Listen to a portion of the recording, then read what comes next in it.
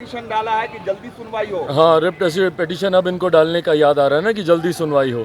भाई हम लोग शुरू से कहते आ रहे हैं कि जातीय जनगणना का हम लोग समर्थन करते हैं, और ऐसे दल जो इसका समर्थन करते हैं, क्यों नहीं सर्वदलीय बैठक बुलाई गई, क्यों नहीं तमाम दलों के सुझाव इसमें लिए गए। शुरू में भी जब ये जनगणना शुरू भी हुई थी उस वक्त भी हम लोगों ने आशंका जाहिर की थी कि भाई क्या हो रहा है, कैसे हो रहा है, प्रोसेस क्या है, क्या तरीका है, किसी को मालूम ही नहीं है। क्यों? क्योंकि मुख्यमंत्री Nitish Kumar ji single man army की तरह काम करते हैं, किसी से राय मशवरा सुझाव लेना वो ज़रूरी ही नहीं समझते हैं।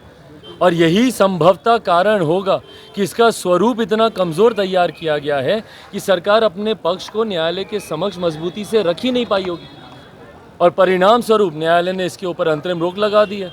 अब देखते हैं कि भाई अब आने वाले दिनों में सरकार की मंशा अगर रहती तो इसको और मजबूती से करती ना। सरकार की मंशा रहती तो जितने भी दल जो समर्थन कर रहे हैं सबको साथ में लेती।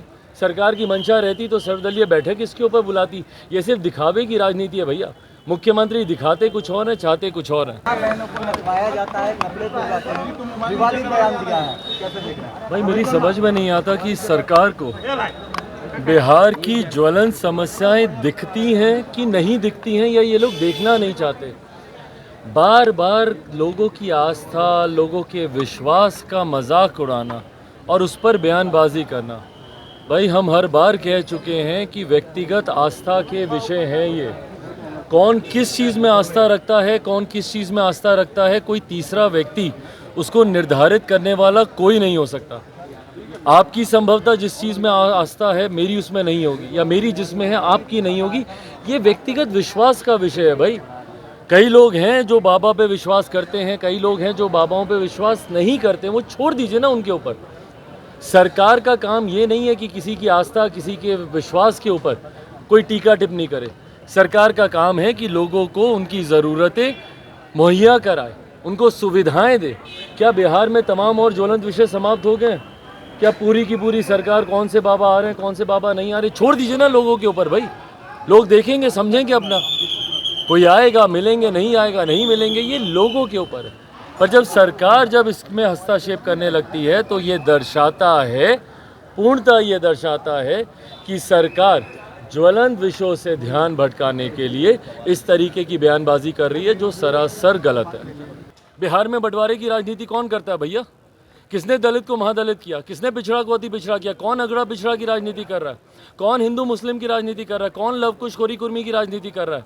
कौन महिला पुरुष की राजनीति कर रहा है? बताइए। तो जो बिहार को एक नहीं रख पाए, जो बिहारियों को एक नहीं कर पाए, वो आज विपक्ष को एकजुट करने की बात कर रहे हैं। हास्यास्पद है भैया। और कैसे विपक्ष इनके नेतृत्व में एकजुट होगा? कौन सा मॉडल है इनके पास भैया विपक्ष को एकजुट करने का? कौन सी सोच है इनके पास विपक्ष को एकजुट करने की? और कभी गलती से कोई विपक्ष इनके साथ आ भी गया तो देश की जनता क्यों जाएगी इनके साथ? बिहार में कौन सा ऐसा मॉडल ये खड़ा किए हैं भाई?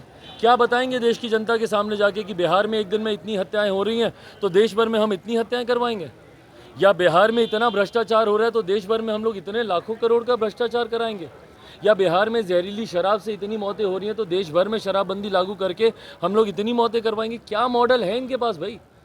जिनके प्रदेश में पुल हवा से गिर जाते हों, जिनके प्रदेश में बांध चूहे कुतर जाते हों, उस प्रदेश का कौन सा मॉडल मुख्यमंत्री जी लेकर जाएंगे जहां पे हर जात पात धर्म मजहब के लोग आज की तारीख में सड़क पे हैं, और हर समस्या का समाधान जिनके पास लाठी हो?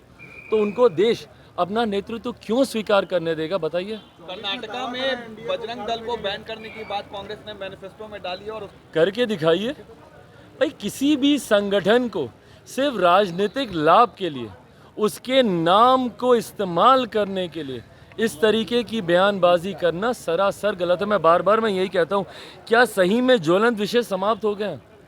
कर्नाटका में क्या और कोई विषय नहीं रहा विपक्ष में होने के बावजूद कांग्रेस के पास कि भाई आप इस तरीके के विषय को आप उठाएंगे? क्या कर्नाटका में बाकी तमाम समस्याओं का समाधान हो गया? और आज आपको कर्नाटका सुनाई दिया तो तुरंत यहाँ पे विपक्ष के लोग शुरू हो गए कि भाई बिहार में भी घटना बताइए ना, किस आधार पर आप ये करना चाहते हैं? क्यों करना चाहते हैं भैया? क्योंकि एक राजनीतिक लाभ लेने का प्रयास एक विपक्ष का घटक दल कर्नाटका में कर रहा है, तो इसीलिए बाकी के भी जो विपक्ष के दल हैं वो बहती गंगा में हाथ धोना चाहते हैं। इसीलिए भैया बिहार में भी इसको बैन कर दिया जाए। कुछ आधार है किसी चीज़ को बैन करने का, या आए गए कल को जो आपका मन करेगा आप करेंगे? तानाशाही की सरकार चला रहे हैं या लोकतंत्र की सरकार चला रहे हैं? इस तरीके से अगर तानाशाही है तो सही मायनों में जो मुख्यमंत्री बोलते हैं लोकतंत्र की हत्या हो रही है। लोकतंत्र की हत्या मुख्यमंत्री जी इसको बोलते हैं, जहाँ पे किसी भी संगठन को बैन करने की सिफारिश कर दी जाती है, आपके दल के नेताओं के द्वारा मांग उठा दी जाती है बिना किसी आधार पे, इसको कहते हैं लोकतंत्र की हत्या। लोकतंत्र की हत्या 2017 में आपने की थी, जब जनादेश का अपमान करके आपने दूसरी वैकल्पिक सरकार बना ली थी, और 2015 के जनादेश का अपमान किया था। लोकतंत्र की हत्या आज आप कर रहे हैं।